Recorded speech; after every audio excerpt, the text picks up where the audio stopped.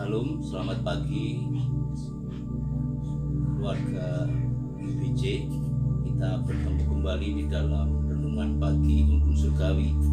Pagi hari ini kita mau belajar bagaimana kita memproses dan berprogres di dalam Tuhan sebagai pengikut Yesus Kristus.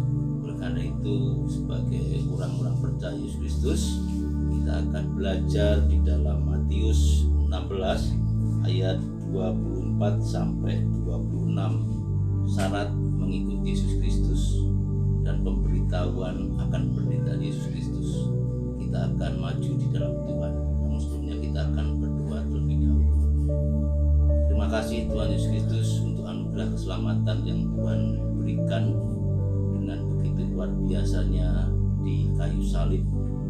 Engkau menyatakan kuasa sebagai Allah sendiri, Engkau bangkit, Engkau hidup dan kembali naik ke surga, memberikan penolong Roh Kudus untuk kami semakin luar biasa di dalam Tuhan. Pagi hari ini kami mau menikmati persekutuan dengan-Mu. Biarlah firman yang kamu sampaikan menjadi kekuatan kami sebagai pengikut Yesus Kristus. Terima kasih Tuhan Yesus Kristus. Haleluya. Amin.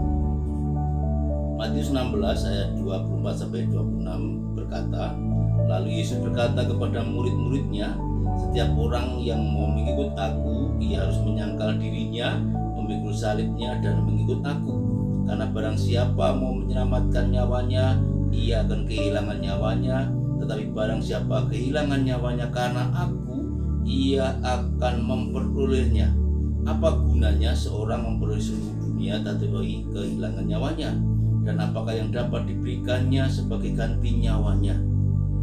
Untuk menjadi pengikut Yesus Kristus, syarat mengikuti Yesus Kristus, dalam perikop ini Yesus sudah memberitahu untuk pertama kalinya bahwa dia akan menghadapi, menjalani penyiksaan, penderitaan, dan murid-murid harus merasakan itu, menyadari itu. Tetapi di teks ayat 22, Petrus menolak. Petrus menarik Yesus Kristus dan berkata, menegur dia bahkan, Tuhan, kiranya Allah menjauhkan hal itu sekali-kali takkan menimpa Engkau. Pemikiran Petrus, dia kepingin pimpinannya, tuannya, rabinya itu jangan mati, tapi akan menjadi pengganti Mesias yang dinanti-nantikan. Itu bukan pemikirannya Yesus Kristus sebagai anak tunggal Allah yang harus mengenapi janji Bapa. Oleh karena itu, terkadang manusia pada umumnya takut akan kematian. Tetapi anak tunggal Yesus Kristus tahu tujuannya. Dia akan menderita dan mati di kayu salib. Dan oleh karena itu, dia memberikan pengajaran kepada murid-muridnya. Karena memang kematian itu bagian dari upah dosa. Kematian itu merupakan fase manusia harus menghadapi kematian. Lalu bagaimana keselamatan itu akan nyata ketika nyawa kita hilang? Bagaimana kita punya tujuan bahwa kita beriman kepada Yesus Kristus itu karena dia menganugerahkan keselamatan. Dan di ayat 24 mengatakan, Yesus berkata kepada muridnya, setiap orang yang mau mengikut aku, ia harus menyangkal dirinya, memikul salibnya dan mengikut aku.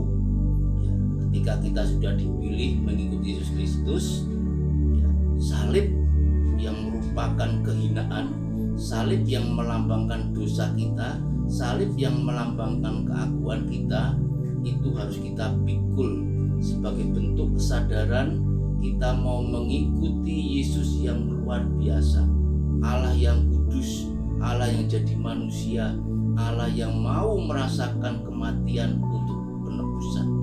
Sehingga kita pengikut Yesus Kristus harus punya syarat untuk bisa menyangkali diri kita sendiri, yaitu menolak kemanusiaan yang lama, diproses untuk menjadi manusia yang baru. Ayat 25 mengatakan, karena barang siapa mau menyelamatkan nyawanya, ia akan kehilangan nyawanya. Tetapi barang siapa kehilangan nyawanya karena aku, ia akan memperolehnya. Yesus jelas memberikan jawaban ketika kita totalitas menerima konsekuensi sebagai pengikut. Kita tidak eman-eman lagi, tidak timang-timang lagi dalam mengiring Yesus Kristus. Karena apa? Ketika kita totalitas, bahkan nyawa kita dipersembahkan bagi kemuliaan Yesus Kristus, Yesus Kristus menjanjikan keselamatan, kehidupan, dan nyawa kita dikembalikan menjadi pemilik kekekalan. Dan kita semakin yakin ketika kita mau totalitas di dalam Tuhan, kita pikul salib, kita serahkan nyawa kita. Dan di ayat 26 kembali Yesus Kristus memberikan pengajaran, peringatan. Apa gunanya seorang memperoleh seluruh dunia tetapi kehilangan nyawanya? Dan apakah yang dapat diberikannya sebagai ganti nyawanya? Pilihan manusia itu kadang memang melihat dari sisi mata jasmani saja, mau melihat sesuatu yang dia rasakan ini cocok dengan saya. Beda kalau kita punya mata hati sesuai maunya Tuhan, kita akan menerima janji yang kekal. Ketika Musa memimpin bangsa Israel melewati padang pasir dan harus menuju tanah Kanaan, suku Gad, suku Manase memilih untuk dia menempati tanah sebelum menyeberang sungai Yordan yang dianggap subur. Mereka menganggap ini cocok dengan saya. Tetapi perintah dari Tuhan, tanah perjanjian itu harus melewati sungai Yordan.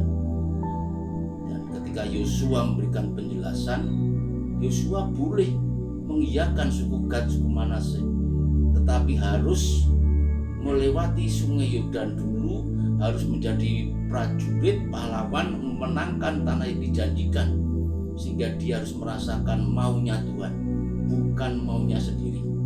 Jadi syarat mengikuti Yesus Kristus harus menyadari diri kita sendiri, melepaskan diri kita sendiri untuk menjadi pengikut yang luar biasa dengan Yesus Kristus. Dan kita berani berkorban, nyawa kita pun kita persembahkan untuk kemuliaan namanya. Dan yang ketiga, kita tahu maunya Tuhan. Kiranya sepanjang kita menjadi pengikut Yesus Kristus, kita bangga sebagai orang Kristen, kita bangga menjadi follower-nya Yesus Kristus, pengikutnya Yesus Kristus. Kiranya nama Tuhan diselamatkan, dipermuliakan buat anugerah yang Tuhan berikan sepanjang kita mengikuti Yesus Kristus. Kiranya cinta kita kepada Yesus Kristus semakin luar biasa karena Dia sudah mengasihi kita secara luar biasa. Tuhan Yesus memberkati. Haleluya. Amin.